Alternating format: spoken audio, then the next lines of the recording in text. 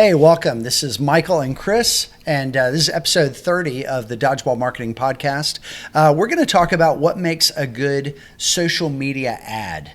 This is really a big deal this year. COVID hit in 2020, and every metric that we saw, social media consumption just went way up over the last year. Social media really became kind of a new place for people to feel sort of connected and not so isolated.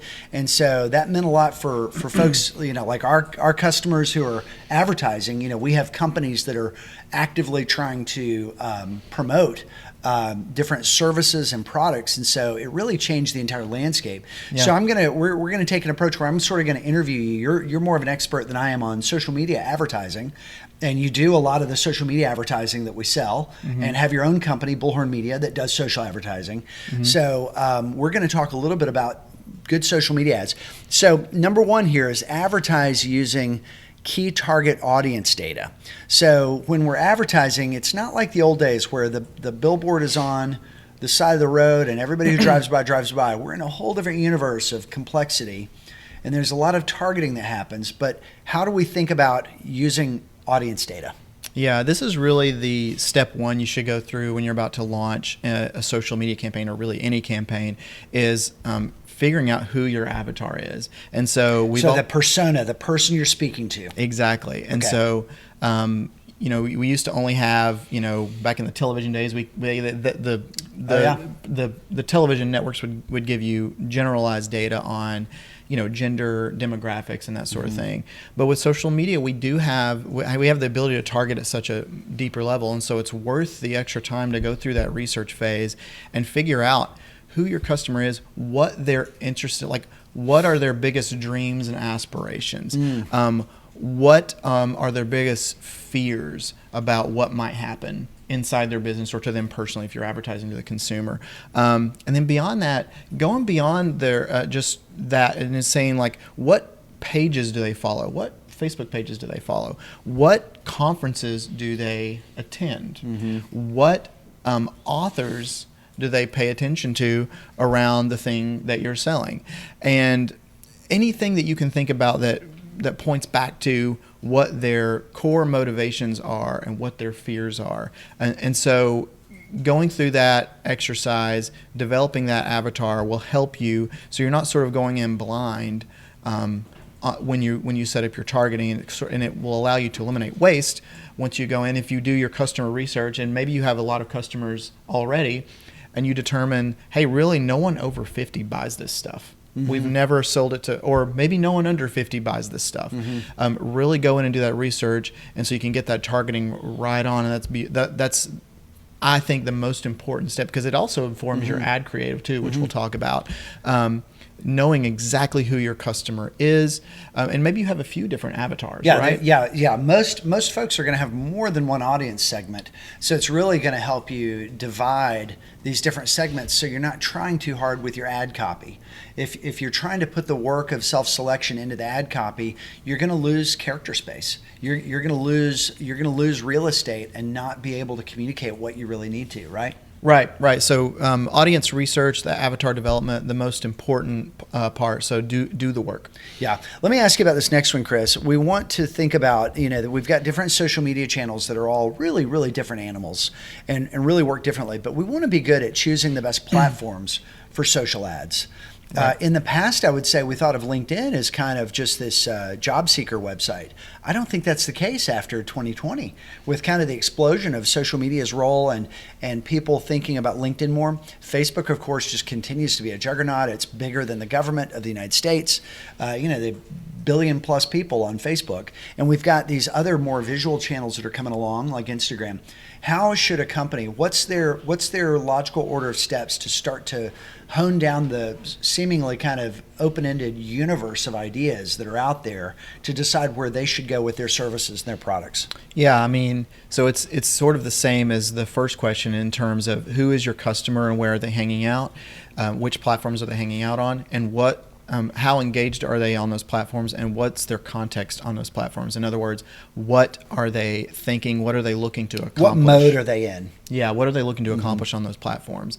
And so that can go a long way in picking, which platforms that you even need to be on. So an example I have here is, if you're selling, you wouldn't want to go to TikTok to sell reverse mortgages, right? Yeah. Because those are for elderly people, and they're just not on TikTok. TikTok skews really young, at least right now. And so you want to go to places where elderly people congregate.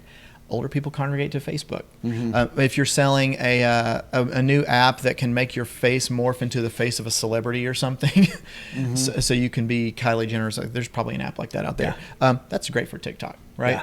You've got younger people on there that are more likely to try things like that. And so really looking at who your customer is, what mode of thinking they're in when they're on the platforms, and that'll go a long way to making sure you're not wasting your money and spending money on a platform with the right message and the right offer and the right page, but just the people aren't your audience isn't there. And real quick, we've touched on this, but let's drop into those modes. Some different modes could be, I mentioned one, LinkedIn. We've traditionally thought of it as job seeker, but it might also be business development. And then I think of Facebook as kind of like a way that people are connecting with family. Yeah, it's the trope of grandparents seeing what the kids are up to and the grandkids. It's true. And then TikTok would be more.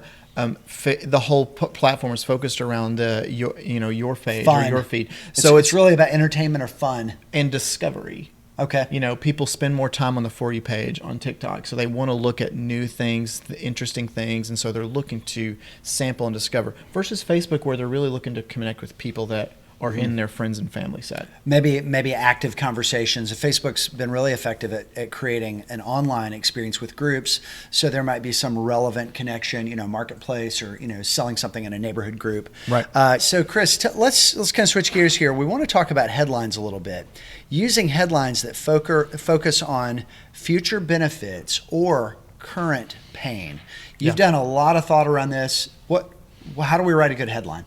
Yeah, so the main thing to me is to position your product, your company, your service as the mentor that's going to come alongside your customer or client and present to them the future that they want, their future state that they're after, or the elimination of the current pain that they're experiencing. So having a headline that focuses not on your product, your company, or even the features of the product or service, but the benefit to the customer. That's always what you want. So that's my first kind of sniff test on any headline, really in social media or on a landing page. And you've got a rubric for this, right? I have a rubric for this, and this is not my idea. This is from digitalmarketer.com. If you go there and search for ad grid, you'll see a really great article that they posted. It's probably 3 or 4 years ago, but it's a good rubric to kind of develop, to get starter ideas for headline copy. And here they are. They're basically 5 things: have, feel,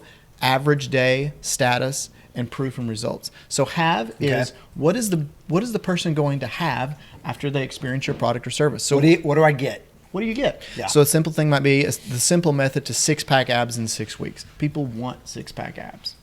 And so if you make that promise of this service is going to give them that communicates what I want in my future state. Feel, how do people want to feel?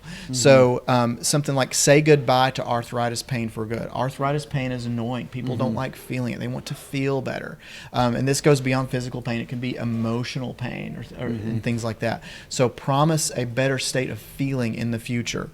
Average day. So this is another way to go about. Yeah. This is another way to go about pain. So this is more like low-level pain that people experience every day, and so calling that out and communicating it in such a way that activates and makes people remember that pain, and then offers you as a mentor to come alongside them and help them overcome that pain. So one might be if you're selling HR software or something, or this would be accounting software. Sorry, would be imagine closing out your accounting month without touching a spreadsheet. So maybe accountants are sick of spreadsheets and maybe they can't organize the data in the way that they want. Maybe that touches on that pain. So it's everyday life, recurring life. You're not trying to hit people at the high or the lows of life, but their average day. Here's how your average day is going to get transformed by our product or service. Status. This is a big one, especially for luxury products. And so something might be, so if you're selling something high-end related to the home, maybe it's home decor, home remodeling, interior design, something. A headline might be, own the home that all the neighbors talk about. Right. So this is status in the eyes of your neighbors. So people want to be seen as affluent, successful in the eyes of other people. So you're going to activate that desire for status. Yeah, we often think of status just with really high-end luxury products, but this also applies all up and down the scale. It can be status from being seen as a good husband to your wife, being seen as a good wife to your husband. So you can even do status like interpersonally. It can play in other ways. Yeah, being seen as a good dad, something like that. And the last one is probably the most common one, but it's proof and results. So like this is the results that you're going to get, a quantifiable result you're going to get after using the product. So it could be reduce your HR costs by 25%. Here's the result. Yeah. Here's proof of how we can do that for you. Really simple, but focusing on that result. So all these are kind of shorthand ways to get at casting a vision of that future person to the person you're advertising to, or casting a vision of the elimination of the pain that they're currently feeling. That's great. Yeah, and then next up, using images to stop the scroll. Images, it's funny because there's been this explosion of availability of really high quality stock images, sometimes for really low cost or free, but you're actually telling us go in a different direction. What do you think about images when we want to craft a really good, effective ad? So on social media, the thing that we're finding that performs best time and time again is not stock photos, not really highly art directed, really polished photos, but organic photos where everything's not perfect. There's no set design or art or minimal art direction. And the reason that works is because it really fits in with the feed. It looks like content that people are seeing from their friends and family. So you're gonna really fit in nicely with the feed and be seen as content that they're likely to consume. And we see this time and time again with campaigns that we run. We've tested stock photos versus just everyday photos of normal people shot on an iPhone, and 9 times out of 10 the organic photos, as long as the content there and the motion is there and there's something interesting about it, perform way better than polished stock images. And the second thing I'll say about imagery in your ads is don't be afraid to use metaphors for things that aren't literal to what you're selling. So an example would be, we recently completed a campaign for COVID training for small businesses. So how to position your business for the second wave of COVID.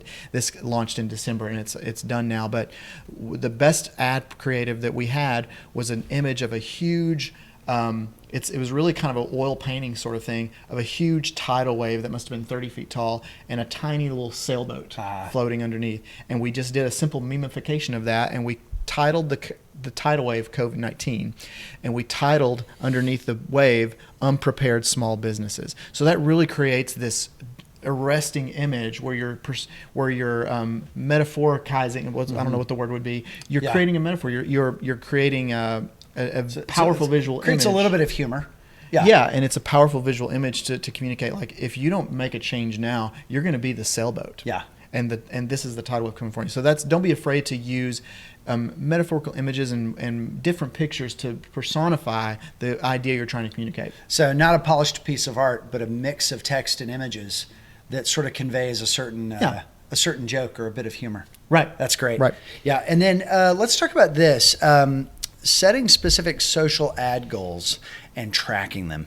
This is something that it's often overlooked in the planning, and it's really a combination of a couple of different elements of planning, both goal setting and the mechanics of tying everything together. And it doesn't all happen automatically. You've got to think through and know what platforms are we going to run on, what are we going to do, but what do we need to think about when we're setting specific social ad goals, and then what do we need to do to track them? So the first thing I think about is what are your KPIs for the event that you're selling? For e-commerce, it's really cut and dry. We know it costs this much to make this product. We know this is the delivery cost, so we can only pay this much for a sale. Otherwise, we're losing money with every sale. For lead generation and other things outside of e-commerce, it's really good to know, like, how much you're willing to pay for the lead.